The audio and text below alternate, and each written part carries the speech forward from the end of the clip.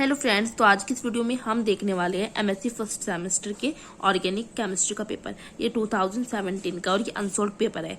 सब बच्चों को क्या करना है, एमएससी वाले हैं जो ठीक है फर्स्ट सेमेस्टर के हैं, उनको अनसोल्ड पेपर ले लेना है। किसी भी बुक स्टोर पर आपको मिल जाएगा। अनसोल्ड पेपर में जो आपके वेरी शॉर्ट और लॉन्ग क्वेश्चन है, अच्छी तरह से प्रीवियस ईयर के 3-4 साल पहले के अच्छी तरह से कर ले, क्योंकि शॉर्ट और लॉन्ग क्वेश्चन तो ऑलमोस्ट उसमें से लग ही जाता है।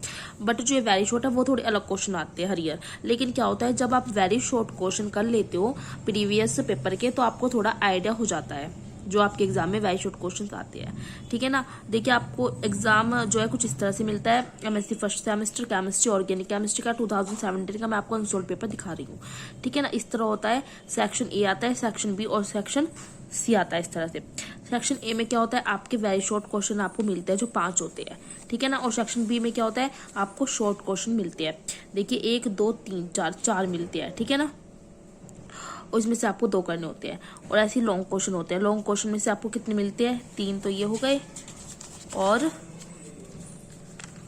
3 और ये वाले 4 5, इस तरह 5 आपको क्या मिल जाते हैं, लॉन्ग क्वेश्चन आपको 5 मिल जाते हैं। ठीक है ना। जो इच क्वेश्चन क्या होता है, 10 मार्क्स का होता है। और आपको कितने करने पड़ते हैं, आपको 3 क्वेश्चन करने पड़ते हैं लॉन्ग क्वेश्चन में से।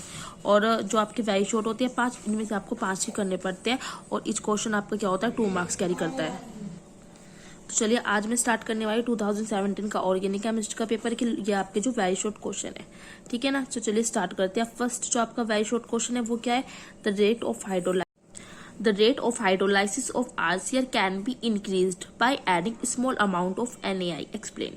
मीन्स जब हम क्या होता है, जब हम RCl का हाइड्रोलाइसिस करते हैं तो उसका रेट इंक्रीज हो जाता है। और जब हम उसमें क्या ऐड करते हैं, स्मॉल अमाउंट में NaI, तो उसका जो रेट है वो क्या होता है, इंक्रीज हो जाता है। क्यों, आपसे ये पूछा है 2 मार्क्स का है तो आपको 2 मार्क्स में ही लिखना है। तो चलिए देखते हैं इसका आंसर आप क्या लिखोगे।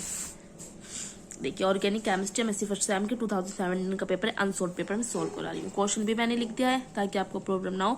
The rate of hydrolysis of RCl can be increased by adding small amount of NaI. Explain. तो देखिए जो ये आपका NaI है, मीन्स सोडियम आयोडाइड, जब वो रिएक्ट करता है किससे, RCl से, तो क्या फॉर्म करता है वो RI।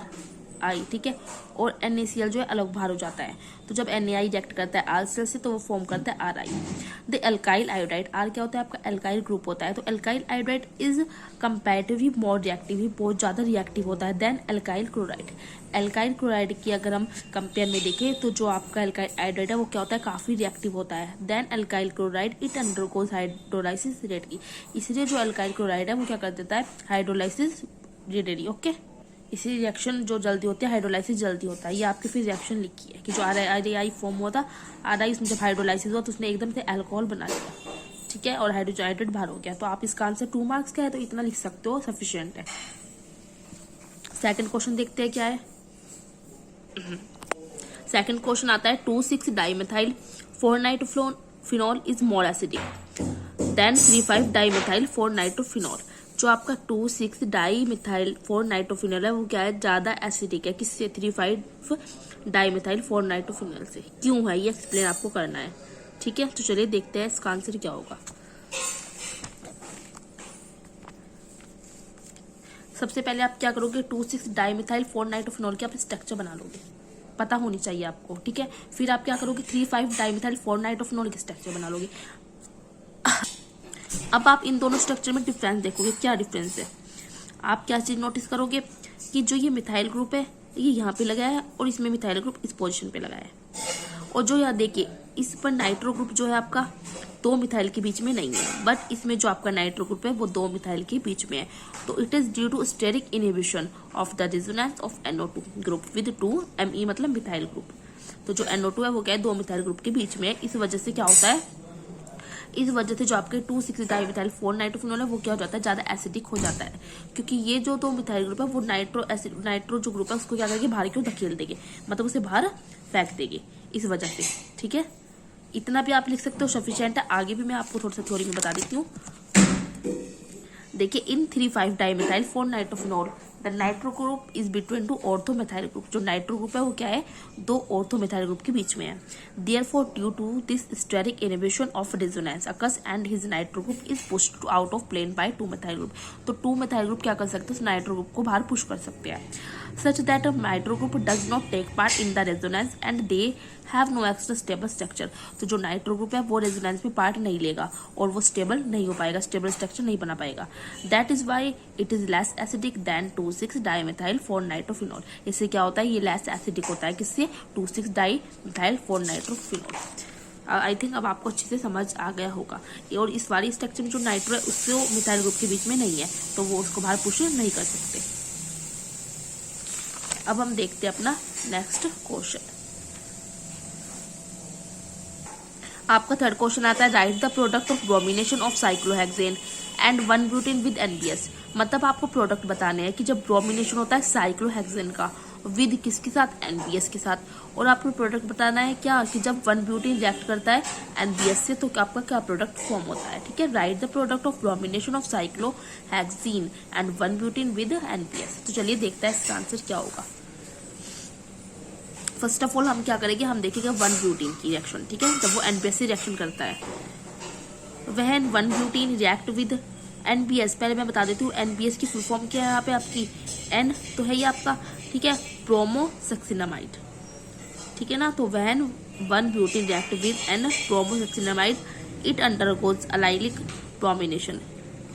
वहन will yield three bromo one butene and succinimide as the product. तो जब ये रिएक्शन करता है, रिएक्ट करता है किससे, NBS से, तो आपको क्या देता है, 3-ब्रोमो 1-ब्यूटेन और देता है आपको सक्सिनामाइड। ठीक है ना, तो आपका क्या है, 1-ब्यूटेन है। 1-ब्यूटेन किसका रिएक्ट करेगा, NBS से, हीट करेगी और CCl4 के साथ इन प्रेजेंस ऑफ CCl4। ठीक है ना, स्ट्रक्चर में आपको बॉन्ड अच्छी तरह से लगाना है, एक भी बॉन्ड गलत मत कर देना, वरना ऑर्गेनिक में सारी चीज गलत हो जाती है। इसके बाद आपका क्या प्रोडक्ट बनता है, ये कट रखा है मैंने। ठीक है, यहाँ से आपका प्रोडक्ट बनता है 3-ब्रोमो 1-ब्यूटेन। एक तो आपका ये प्रोडक्ट बन गया और एक प्लस करके बनता है सक्सिनामाइड। ये आपके रिएक्टेंट एरो के बाद ये दोनों यहाँ पर लिख दिया है मैंने। तो आपका प्रोडक्ट बनता है 3-ब्रोमो 1-ब्यूटेन और सक्सिनामाइड। ये तो हमने जब किया है, जब हमने क्या किया, 1-ब्यूटेन रिएक्ट करता है NPS के साथ। अब हम देखेंगे जब हम ब्रोमिनेशन करते हैं साइक्लोहेक्सेन का किसके साथ, विद NPS, तो क्या बनता है। फिर आता है bromination of cyclohexene with NPS। The reaction between cyclohexene and NPS result in three bromo cyclohexene in high yield. क्या बनता है, three bromo cyclohexene in high yield. The allylic bromination resemble the halogenation of alkene. It is 2-step radical chain reaction। ये क्या होती है, 2-step की radical chain reaction होती है। वो ये आपने NPS के साथ रिएक्ट किया है, ये प्रोडक्ट बनता है, ये आपके फर्स्ट स्टेप की रिएक्शन हो जाती है, लास्ट प्रोडक्ट। ये दोनों है आपके प्लस करके दोनों प्रोडक्ट बने हैं ना आपके ये। तो ये क्या है, allylic halogenation of cyclohexane. First step में आपकी रिएक्शन होगी और सेकंड स्टेप की जो रिएक्शन होगी वो आपकी इस तरह से हो जाएगी कि ब्रोमिन के साथ रिएक्शन करता है, HBr साथ में लेते हैं, ब्रोमिन 2 बन जाता है। इस तरह से हमारी सेकंड स्टेप होता है।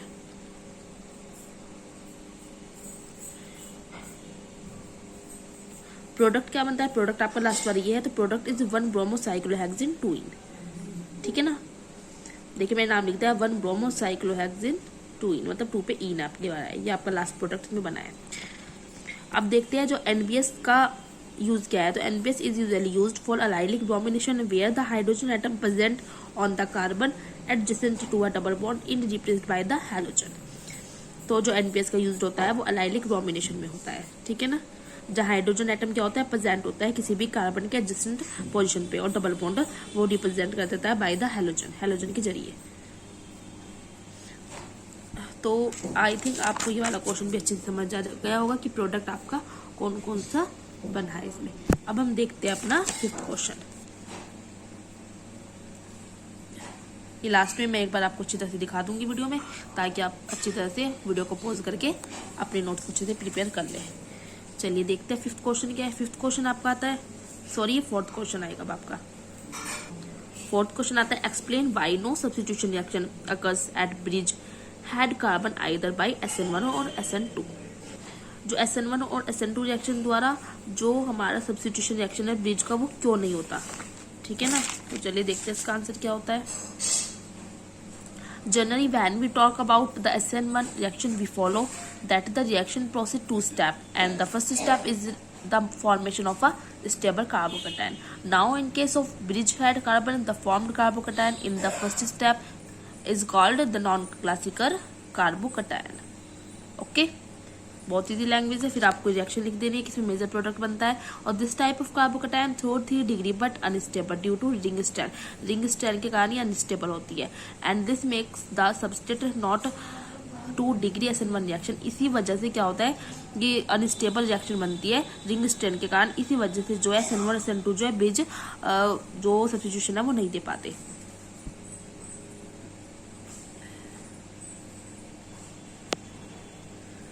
तो ये आपका 4th क्वेश्चन है।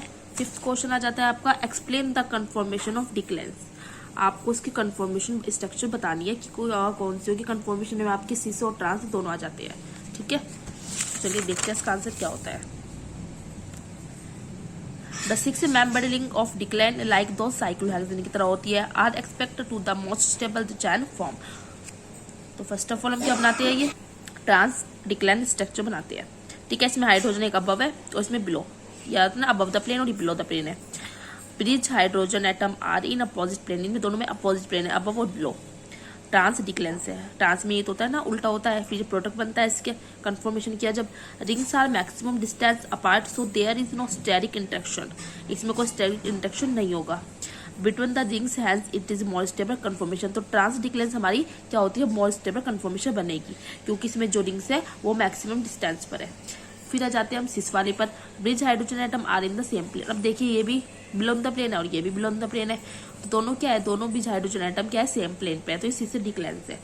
Steric interaction between the 2 rings hence less stable conformation. अब देखिए दोनों सेम प्लेन पे है तो इसमें स्टेरिक इंटरेक्शन होगा। ठीक है, मैक्सिमम डिस्टेंस नहीं है, बहुत मिनिमम डिस्टेंस है ही नहीं डिस्टेंस बल्कि, तो क्या होगा इसमें लेस स्टेबल कन्फर्मेशन है। तो आपकी सिस वाली क्या है, मोर स्टेबल है। अगर हम डिक्लेंस का IUPAC नेम देखें तो क्या होता है डेका हाइड्रोनेफ्थलीन। ओके, तो आपको ये 5 क्वेश्चन कंप्लीट हो जाते हैं। चलिए स्टार्टिंग से मैं आपको एक बार सारे क्वेश्चन दिखा देती हूँ। आपको वीडियो को पॉज करके अपने नोट्स अच्छे से प्रिपेयर कर लेना है क्योंकि ये क्वेश्चन आपके काफ़ी यूजफुल होने वाले हैं। और कभी कभी ऐसा होता है एग्जाम में ये जो वेरी शॉर्ट क्वेश्चन है वो रिपीट भी हो जाते हैं। तो वीडियो को पॉज करके अपने जल्दी से आप नोट्स को अच्छे से प्रिपेयर कर ले। नेक्स्ट वीडियो में मैं आपको इसी सॉल्ट के शॉर्ट क्वेश्चन कराऊंगी। वीडियो अच्छी लगती है तो लाइक करें, शेयर करें और मुझे कमेंट करके जल्दी से बताएं।